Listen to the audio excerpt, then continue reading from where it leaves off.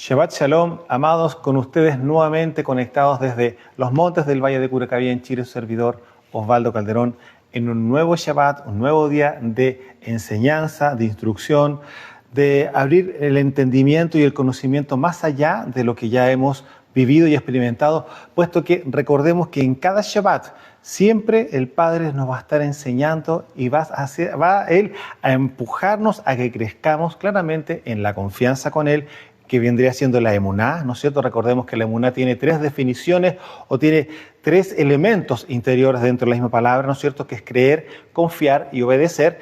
Y es una de las cosas que el Padre a nosotros siempre va a estar resguardando y cuidando nuestro corazón, de que justamente la emuná esté siempre ardiendo, esté siempre viva, esté siempre justamente esa llama encendida, puesto que usted bien sabe de que es una de las cosas que el Padre, primeramente, lo más principal para Él que esté vigente en nosotros es la emuná.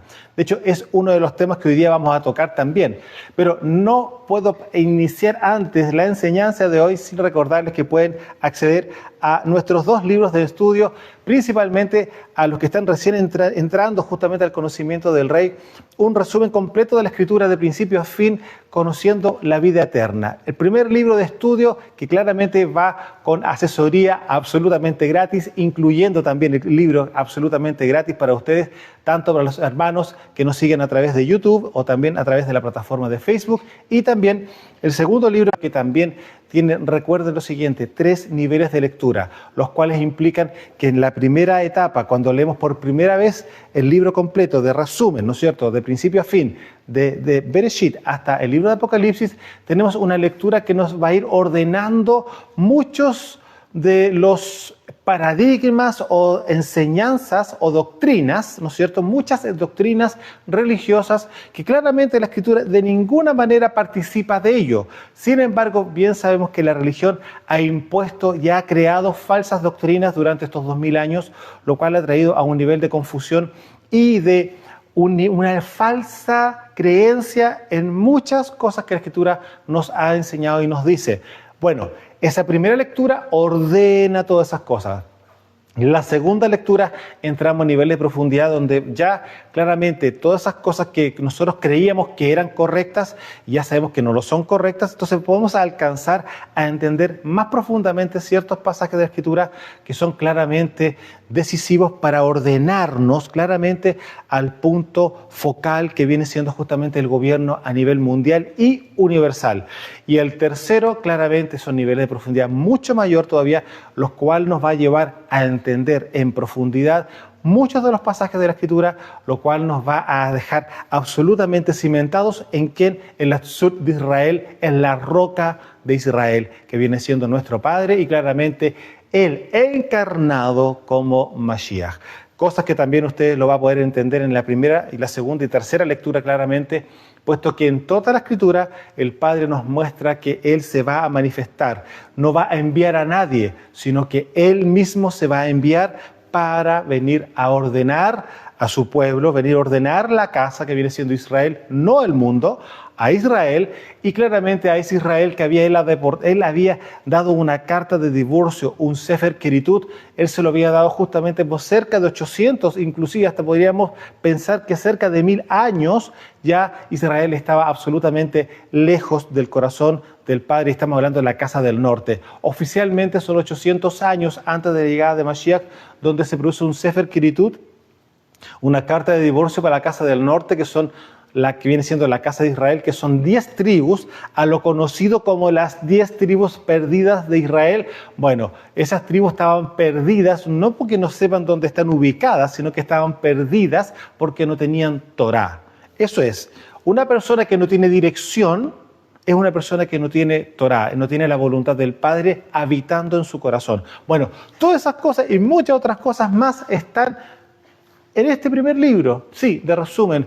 Puede ser que sean temas, quizás para algunas personas un poco profundas, pero eso va a ir alcanzando los niveles de profundidad a niveles que vayamos madurando en la Escritura, en las lecturas que vayamos haciendo. Son 3 niveles de lectura y eso nos va a habilitar el día de mañana, sobre todo a los que son ministros, para poder comprender más fácilmente lo que vendría siendo el segundo libro de estudio, luz en medio de las tinieblas. Los otros 4 libros que son parte del ministerio son justamente para los que son discípulos, talmidim del ministerio nuestro, y claramente es una responsabilidad enseñar, porque recuerden muy bien que Mashiach lo dijo, que no hay que darle perlas a los cerdos. Por lo tanto, no podemos nosotros entregar mayores niveles de revelación, puesto que claramente eso no puede caer en cualquier lugar y no puede ser usado y manipulado por cualquier persona. Por supuesto que no, eso nunca lo vamos a permitir. Por eso, los niveles de enseñanza que nosotros damos claramente son más en profundidad, claramente para aquellos que son parte del ministerio y son claramente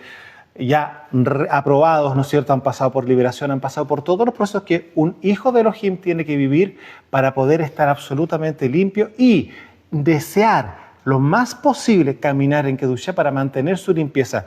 La liberación que el Padre ha entregado y nos ha enseñado a nosotros, claramente no lo puede dejar a la persona 100% limpia, porque van a haber cosas que son personales que él tiene que automáticamente renunciar en la medida que va tomando conciencia justamente de lo que implica andar en Kedushá y cuáles vienen siendo los beneficios de la santidad. ¿Por qué? Porque la santidad es un imán, escuche muy bien esto, es un imán de poder.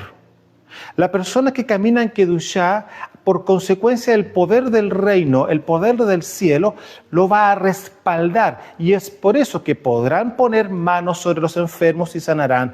Podrán hacer ciertas cosas y van a ocurrir. ¿Por qué?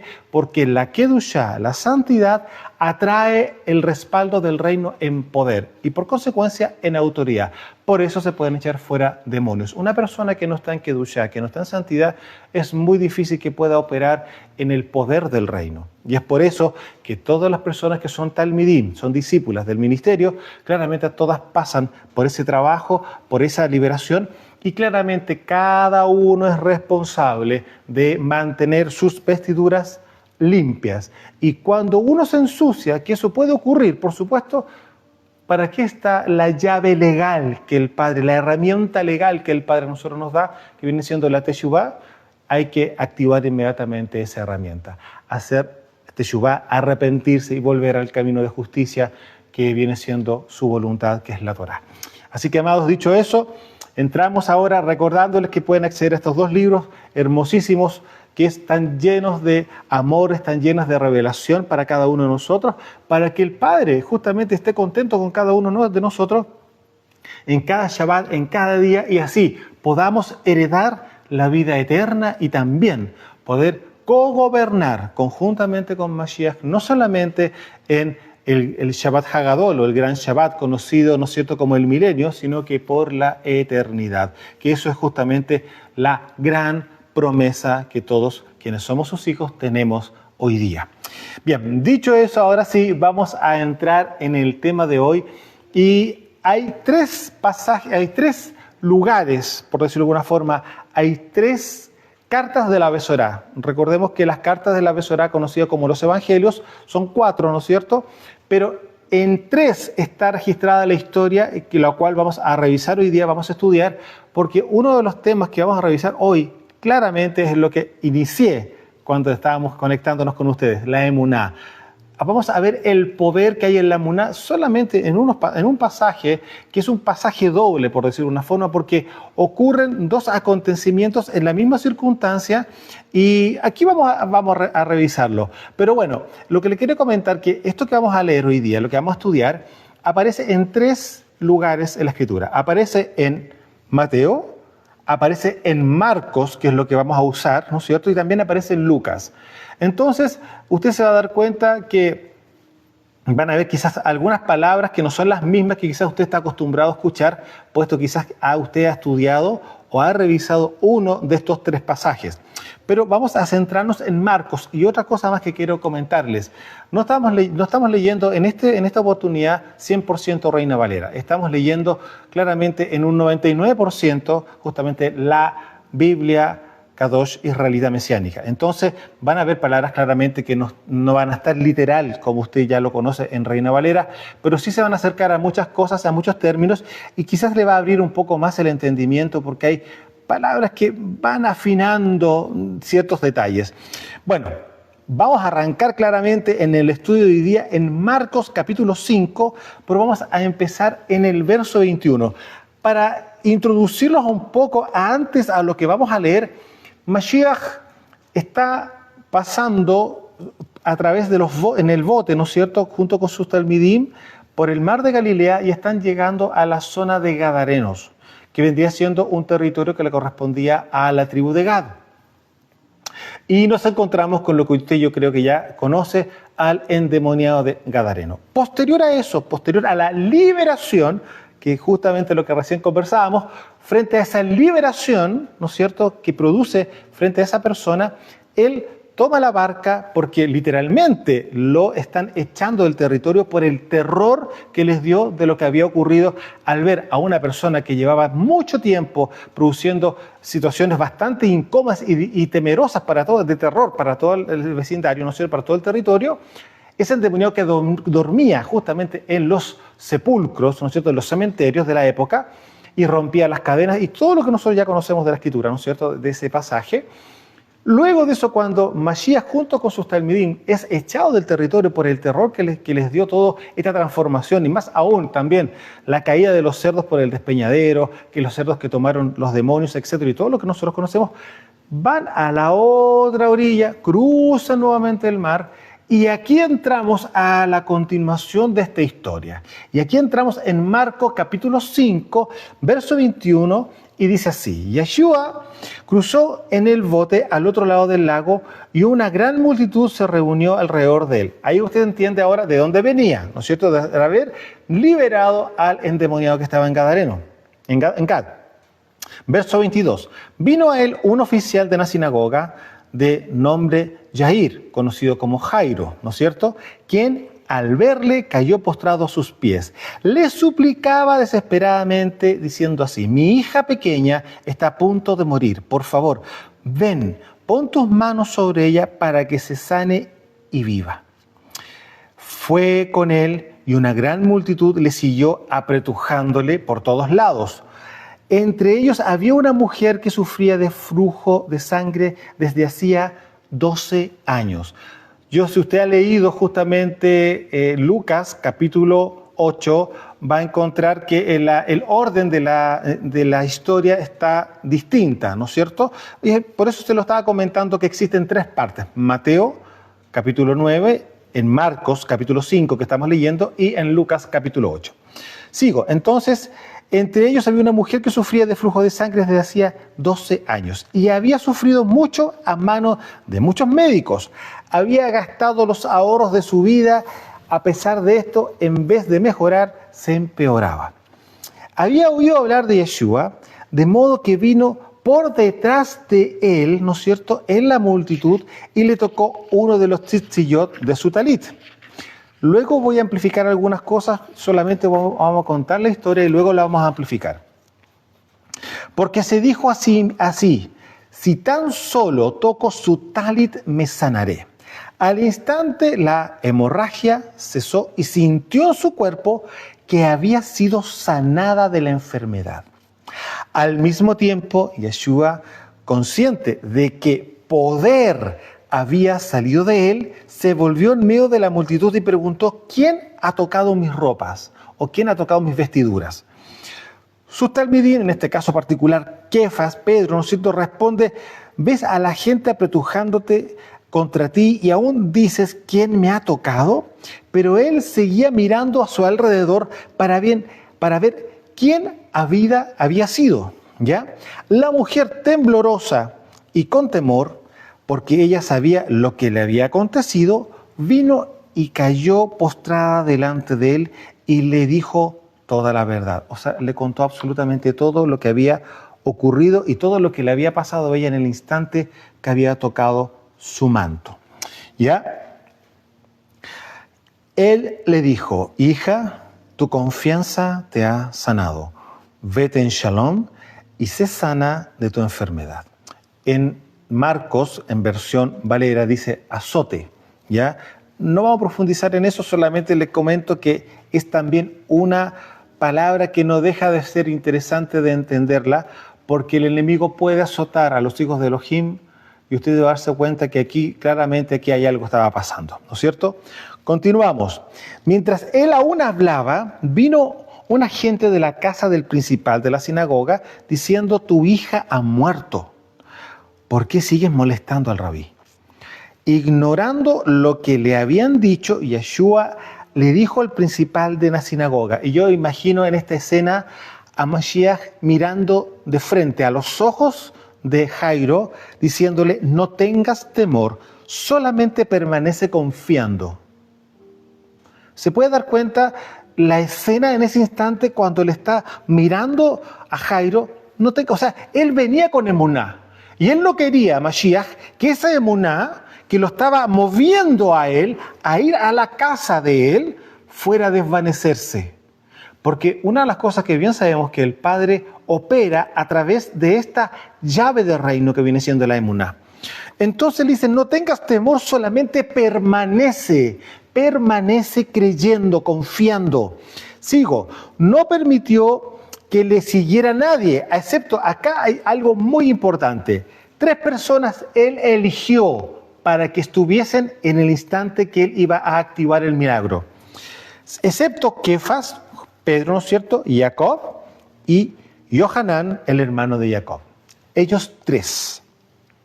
Cuando llegaron a la casa del principal de la sinagoga, se encontró con gran tumulto, gente lamentándose y llorando en alta voz, claramente porque ellos habían presenciado su muerte, la muerte de la niña, ¿no es cierto?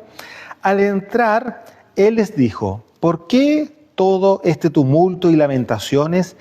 Esta criatura no está muerta, solo está durmiendo. Y se burlaban de él. Pero él los echó fuera a todos, tomó al padre y a la madre de la criatura y a los que estaban con él, Pedro, Jacobo y Yohanan, y entró donde estaba la niña. Y aquí, amados, por favor, pongan mucha atención a lo que vamos a leer, porque esto es maravilloso. Yo solamente les quiero recordar algo. Mashiach dice que él es el buen pastor, ¿no es cierto? Bueno, mantenga eso en su corazón y en su mente en este momento y mire lo que voy a leer. La tomó de las manos y le dijo, Talita Kumi. ¿Y sabe usted cómo se puede interpretar, cómo se puede traducir eso del hebreo, ¿no es cierto?, al español? Podríamos decir, ¿no es cierto?, muy simple, pequeña niña, ¿no es cierto?, despierta o levántate. Pero resulta que siendo él el buen pastor, aquí hay algo más profundo. Y él dijo, pequeña ovejita, despiértate, te digo que te levantes. Eso es lo que le estaba él diciendo. Mi pequeña corderita, despierta, levántate. Eso es lo que ocurrió en ese instante cuando él, como el buen pastor, vio que una corderita, una ovejita, supuestamente había muerto. Pero bien sabemos que él es la vida y la resurrección. Entonces, enseguida la niña se levantó y empezó a caminar. Tenía 12 años. Todos estaban totalmente asombrados. Les dio órdenes estrictas de no decir nada a nadie sobre esto y les dijo que le dieran algo de comer a la niña. Amados, ustedes se pueden dar cuenta que esta escena, este momento tan extraordinario dentro de todas las cosas que Mashiach hizo. Recordemos que Juan dice al final de su carta de la Besorá de que no existirían lugar en todo el planeta donde colocar todos los libros de todas las cosas que Mashiach hizo en medio nuestro.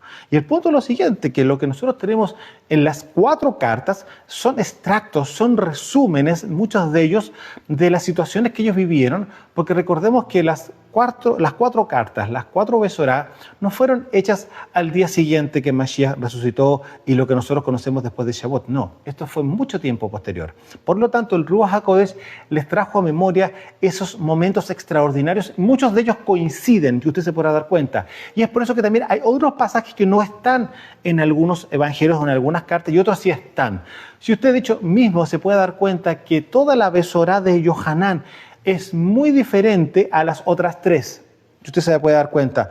Y estando él presente, estando todos presentes al mismo tiempo, pero cada uno en su momento, cuando tuvo que empezar a redactar, empezar a documentar el registro de lo que ellos habían experimentado para que después generaciones posteriores de las cuales nosotros somos partícipes pudiésemos creer sin haber visto, sin haber experimentado, sino que creyendo justamente la Escritura, llegar a nuestras vidas personales. Entonces, por qué se los comento? Porque yo se lo dije, existen tres partes, tres cartas evangelísticas, tres evangelios donde aparece esta historia.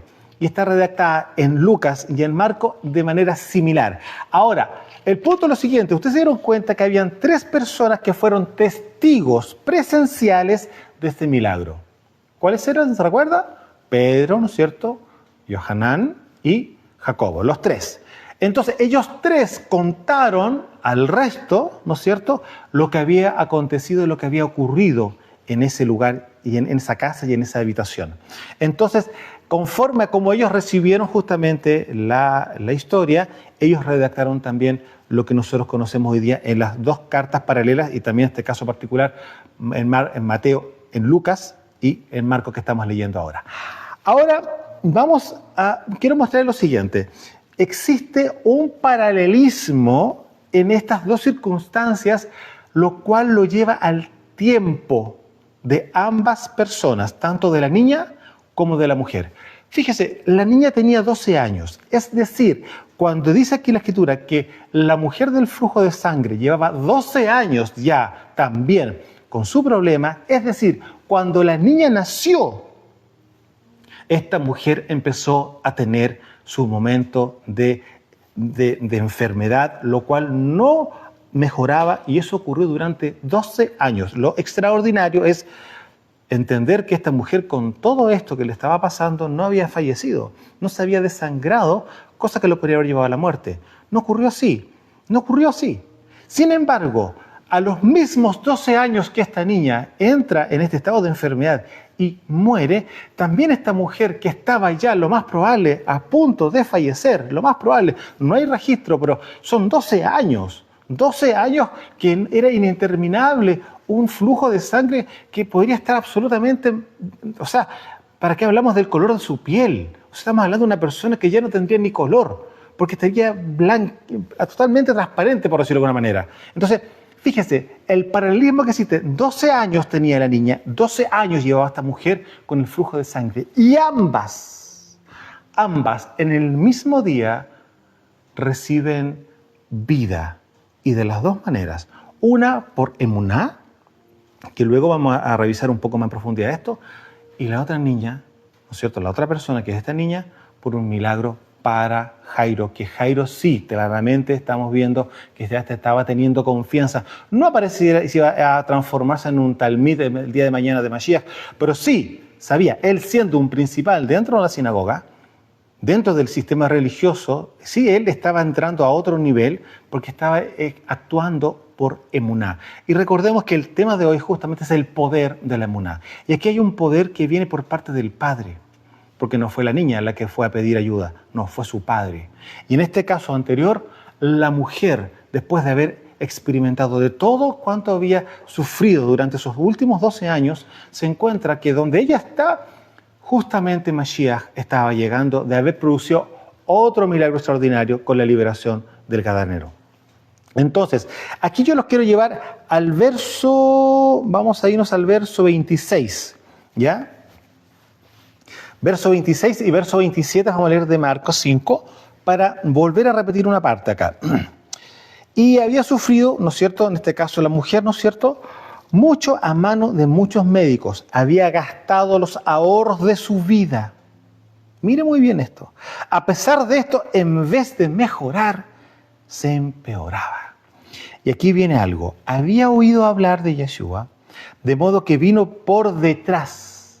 Es decir, ella vino por detrás de él, como dice la Escritura, ¿no es cierto?, en la multitud y le tocó uno de los tzitziyot de su talit. Ahora, yo aquí les quiero mostrar lo siguiente. En las traducciones de Valera dice manto, ¿no es cierto? Y tampoco aparece la palabra tzitziyot, dice el borde del manto. El punto está que la palabra manto es talit, como nosotros lo tenemos traducido en el hebreo. Y los tzitziyot vendrían siendo, y aquí vamos a mostrárselo físicamente, los tzetzet, esto es un tzetzet, y los tzitziyot vendrían siendo estos 4 que tenemos aquí. Estos 4. ¿Por qué le digo solamente los 4? Porque estos que tenemos acá, que tenemos 1, 2, 3, 4, 5, 6 y 7, que se pueden leer de muchas formas, pueden leerse como los 7 rujot del Padre, ¿no es cierto? Tenemos aquí también las 7 velas de la menorá. También podemos hablar de los 7 días de la semana. O sea, todo lo que va en relación al número 7 puede estar resumido en este simbolismo de los 7 nudos. Pero no es parte de la Torá, eso es lo que quiero mostrar. Esto no está estipulado de la Torá. Lo que sí está estipulado de la Torá viene siendo esto, estos flecos que están acá, que yo les cuento lo siguiente. Tiene 1, 2, 3, 4, 5 nudos. Y resulta que estos 5 nudos representan la Torá. Los primeros 5 libros del Tanaj, o los 5 primeros libros de la Biblia, son la Torá. Y esto representa justamente la ley, si lo queremos mirar de otra manera. Entonces, dicho eso, ¿qué fue lo que pasó con esta mujer? Dice acá, y tocó uno de los tzitziyot, ¿no es cierto?, que estaban en su talit. Entonces, Mashiach va caminando y esta mujer toca uno de estos tzitziyot. ¿Estaba haciendo qué? Estaba tocando la Torá, estaba tocando la palabra, estaba tocando la ley. Ahora, yo aquí los voy a llevar justamente a revisar lo que Juan dice en el capítulo 1, en el verso 14 en adelante que vamos a leer. Quiero hacer un paréntesis, quiero amplificar un poco esto para que podamos entender más profundamente lo que ella puntualmente hizo. Yo se lo acabo de avanzar de alguna forma, pero vamos a leerlo literalmente en la Escritura para que usted pueda darse cuenta lo que ella hizo a través de la emuná. Juan capítulo 1, verso 14, es un paréntesis en relación a este pasaje, a este momento que estamos viviendo acá en Marcos 5, 27, ¿no es cierto? Dice acá Juan 1, 14, y aquella palabra fue hecha carne, Mashiach, que es la Torá viviente, ¿no es cierto? Y habitó entre nosotros y vimos su kavod como del unigénito del Padre, lleno de gracia o misericordia, ¿no es cierto? Y de verdad, emet. Juan dio testimonio de él, Juan el que sumerge, ¿no es cierto?, su primo, ¿ya? Y clamó diciendo, este es de quien yo decía, el que viene después de mí es antes de mí, porque era primero que yo. Porque de su plenitud tomamos todos, y gracia sobre gracia, o misericordia sobre misericordia. Pues la Torá por medio de Moshe fue dada, pero la misericordia o la gracia y la emet, la verdad, vinieron por medio de Yeshua HaMashiach. A Yahweh nadie lo vio jamás. El unigénito Hijo, que es idéntico al Padre y está al lado de Él, Él le ha dado a conocer. ¿Se puede dar cuenta? Aquí Juan nos está mostrando que Él es la palabra encarnada. Es decir, Él era la Torá viviente, como nosotros ya lo hemos ministrado más de alguna vez. Y aquí lo está diciendo Juan de esa forma. Ahora, miren, esta palabra encarnada que iba en medio justamente de toda esta multitud, y esta mujer había oído que él venía y estaba ahí, y era la opción porque había escuchado muchos milagros de él.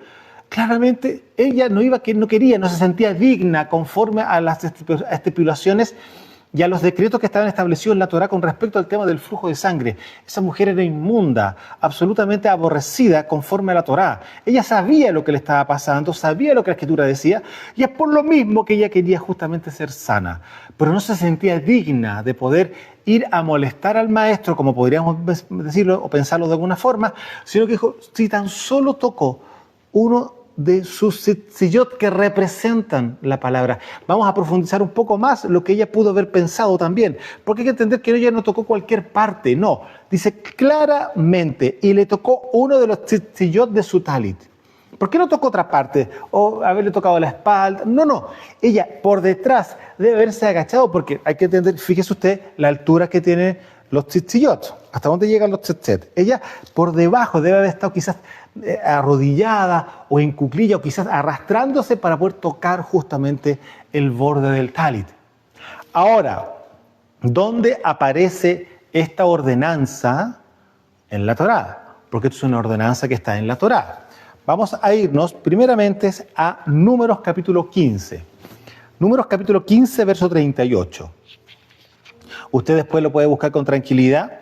Números capítulo 15, verso 38 dice, habla a los hijos de Israel, instruyéndolos a hacer por todas sus generaciones tzitziyot en las esquinas de sus atuendos o de sus ropas, y pongan con los tzitziyot en cada esquina un hilo de azul. Luego vamos a comentar el tema de los colores, que usted ve que aquí no están los azules, ¿no es cierto?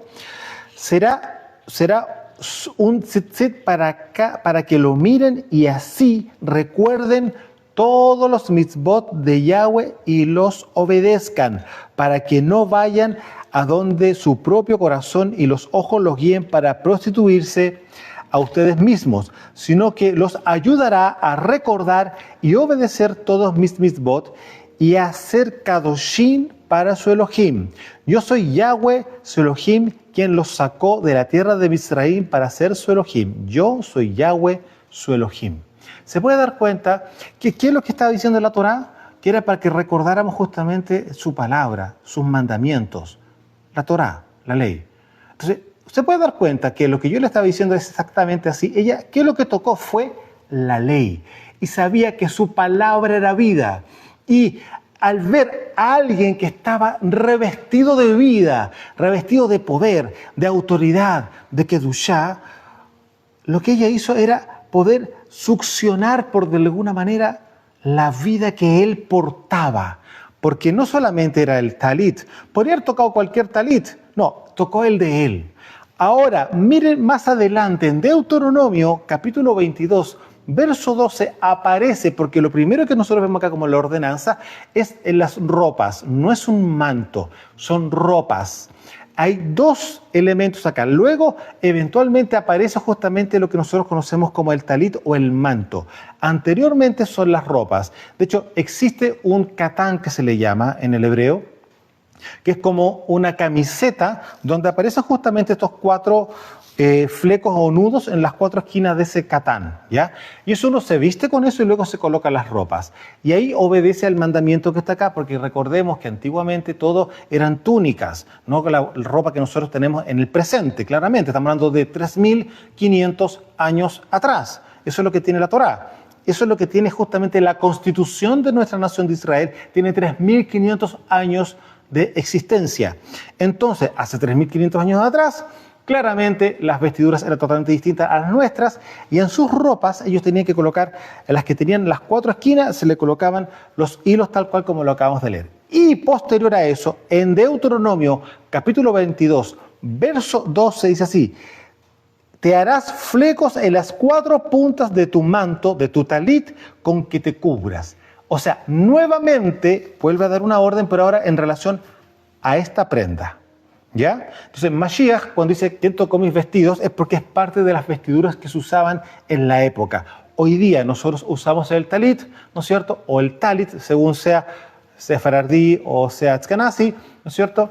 La pronunciación, pero nosotros lo usamos para momentos que son solemnes, claramente lo que viene siendo en la fiesta de Shabbat, en cada semana, o bien en cualquiera de las 7 fiestas que vienen durante el año. ¿Ya? Es una prenda que se usa de forma, digamos, al menos nosotros lo usamos de manera bastante, por decirlo de alguna forma, honorable. No es para usarla de cualquier manera. Son momentos especiales en que nosotros usamos el talit, ¿ya? Ahora, usted se puede dar cuenta acá que ella tocó literalmente los mitzvot, tocó la ley, tocó la voluntad del Creador, la cual es vida. Entonces, acá nos damos cuenta posterior a eso que Mashiach sí estaba haciendo uso de todo lo que ya estaba prescrito, justamente preescrito, ¿no es cierto?, en la antigüedad, en la Torá. Él estaba usando justamente el talit. Y este talit, justamente que tenía los flequitos, como ustedes los tzitziyot, ella tocó la Torá, tocó la palabra. Y es por eso que Mashiach, al ver que sintió, porque él no vio, él sintió que había salido poder de él. ¿Por qué? Porque hubo emuná, había confianza, estaba creyendo. Y aquí vamos a amplificar algo más todavía, porque resulta que mismo Kefas dice y los talmidim, sus discípulos, Señor, ¿cómo preguntas quién te ha tocado? Si todo el mundo está apretando aquí, no podemos ni caminar poco menos, y tú preguntas quién te tocó cuando todo el mundo quería tocarlo. Pero ¿sabe una cosa? ¿Cuál fue la diferencia? Y usted se puede dar cuenta. Dijo, es que yo lo sé. pero yo he sentido salir poder de mí. Y esto no fue de la gente que está conmigo acá al lado tuyo. No es la gente que está aquí. Hay otra persona que me tocó porque yo sentí salir de mi poder. Alguien arrebató algo que yo tengo, pero lo hizo con emuná. No, veamos si pasa algo. A ver si, no, ella. ¿Qué es lo que dice acá? ¿No es cierto? Dice, verso 28. Porque dijo a sí misma, se dijo dentro de su corazón, decía, si tan solo toco su talit, me sanaré. Entonces, y aquí vamos a profundizar algo más todavía. Por favor, váyanse al verso 33 de Marcos 5, verso 33, y vamos a leer el 33 y el 34, y aquí vamos a amplificar lo que Mashiach estaba experimentando y lo que hoy día a nosotros se nos enseña, algo que claramente va de la mano con las tres simientes para heredar el reino. Dice claramente acá en el 33, la mujer temblorosa y con temor, porque ella sabía lo que le había acontecido, vino y cayó postrada delante de él y le dijo toda la verdad, todo lo que había ocurrido. Y él le dijo, hija. La pregunta, ¿por qué le dice hija? ¿Ya? Hija. Observe después. Tu confianza o tu fe, ¿no es cierto?, te ha sanado. Vete en shalom y sé sana de tu enfermedad. Yo le pregunto, ¿hija de quién? ¿Era hija de él? Podría ser, espiritualmente hablando, ¿no es cierto? Pero acá hay algo que nosotros tenemos que leer siempre con mucha atención y con revelación. Y aquí es donde el Ruach HaKodesh a nosotros literalmente nos sopla el entendimiento. Cuando Mashiach dice hija, fíjense, no dijo mujer, dijo hija. Mujer, tu fe te ha sanado, no. Hija, tu emuná, tu confianza en mí te ha sanado. El punto es lo siguiente, que todos aquellos que tienen la confianza en el Creador son hijos de Abraham. Entonces, vamos a leer de nuevo y vamos a amplificarlo aquí. Hija de Abraham, tu confianza te ha sanado. Bien, nosotros sabemos que ¿quién es el padre de la emuná? ¿Quién es el padre de la confianza? ¿Quién fue el que estableció un antes y un después y establecer un precedente a nivel histórico en el planeta con respecto a su creador? ¿Quién fue? Abraham. Y rápido, Génesis capítulo 15, verso 5 en adelante vamos a leer cuando justamente Abraham estaba en ese instante viendo que todavía con Sara no habían hijos y tenía a Eliezer, ¿no es cierto?, que era su mayordomo, que era, por decirlo de alguna forma, su mano derecha en su momento, quien veía todos sus negocios y todas sus cosas. Y él decía, ¿cómo me va a heredar el criado, el siervo que tengo y no tengo hijos? ¿Se acuerdan de ese pasaje? ¿No es cierto?, de ese momento cuando está justamente Abraham meditando en eso. ¿Y qué es lo que pasa con el padre? El padre lo saca afuera, ¿se acuerdan? ¿No es cierto? Entonces vamos al al capítulo 15 de Bereshit, de Génesis, verso 5. Y lo llevó afuera y le dijo, mira ahora los cielos y cuenta las estrellas. Cuenta las estrellas, si las puedes contar. Y le dijo, así será tu descendencia. Y creyó a la palabra de Yahweh y le fue contado por justicia. Se puede dar cuenta, de aquí en adelante está establecido en la Escritura, en la misma Torá, en mismo Bereshit, ¿no es cierto?, en el capítulo 15, en el verso 6, y creyó a la palabra de Yahweh. De aquí en adelante se constituye oficialmente justamente como el que va a producir hijos con la misma emuná, con la misma fe que él tenía. Y esos hijos, usted bien sabe, que no necesariamente son biológicos, no son carnales, sino que son espirituales. De ahí viene la simiente de Abraham a nivel espiritual. Aquellos que sí creen. Por eso Mashiach, usted puede darse cuenta en Juan capítulo 10, cuando está justamente en la fiesta de Hanukkah, ¿no es cierto?, que él no participó en la fiesta, sino que era la fiesta de Hanukkah, y él estaba justamente en el templo, en las puertas del templo, y aparecen unos judíos, dice claramente Juan, y le dicen, bueno, si tú eres el Mashiach, ¿por qué no nos dices? ¿Hasta cuándo nos vas a atormentar con esto que eres o no eres? Para ellos era un tormento. ¿Por qué? Porque no tenían la emuná. Y es por eso que él dice, miren, Yo ya lo he mostrado, se los he dicho, pero ustedes no creen. O sea, no tienen emuná. Ustedes no confían. Y por lo tanto, ustedes no son de mi redil. Que recién veíamos, ¿no es cierto? Cuando le decía, corderita, ovejita, despiértate. Kalita Kumi, ¿no es cierto? Entonces, cuando estamos viendo que esos judíos que eran supuestamente tan conocidos de la Escritura, que ellos no estaban creyendo, claramente porque no eran parte, no pertenecían a la simiente justamente de Abraham. Por eso son otras personas, y nosotros bien sabemos hoy día que están los hijos de la serpiente y los hijos de Elohim. Y los hijos de Elohim sí que van a heredar justamente la emuná de la simiente de Abrahámica. Ahora, en este caso particular, usted se puede dar cuenta que esta mujer sí tenía la emuná, por lo tanto sí venía con el linaje espiritual de la emuná por causa de Abraham. Entonces, cuando él dice hija, es decir, hija de Abraham, tu confianza te ha sanado, que conforme a lo que estábamos recién leyendo en Bereshit, capítulo 15, verso 6, verso 6 particularmente. Ahora, si usted recuerda a Rav Shaul cuando está escribiendo la carta a Hebreos, en el capítulo 11, donde tenemos nosotros todo un capítulo que va con respecto a la emuná, en el verso 6 claramente es, ¿no es cierto?, de que sin emuná, ¿no es cierto?, es imposible agradar al Padre, porque el que cree, ¿no es cierto?, que existe, sabe que el Padre es un remunerador, Él da premio, Él, dice la Escritura ahí en la Reina Valera, ¿no es cierto?, aparece como galardonador de quienes le buscan. Es decir, aquel que busca al Creador va a recibir algo. ¿Y qué es lo que estaba pasando con esta mujer? Estaba buscando a alguien que efectivamente sí le podía dar algo, que era la sanidad. Y curiosamente, ella se estaba encontrando con el Creador encarnado, Yeshua HaMashiach. ¿Y qué fue lo que pasó a través de esta emuná? Que también lo está diciendo justamente Rav Shaul en la carta de Hebreos capítulo 11, que ella fue galardonada, fue premiada por su emuná en el momento de tocar justamente la palabra encarnada y tocarle justamente los tzitzits. Así que se puede dar cuenta que esto es un poco más profundo de solamente tocar algo y no. Ella estaba tocando algo con conciencia, estaba entendida, sabía lo que significaba justamente los nudos, los flecos justamente que colgaban de su manto, de su talit.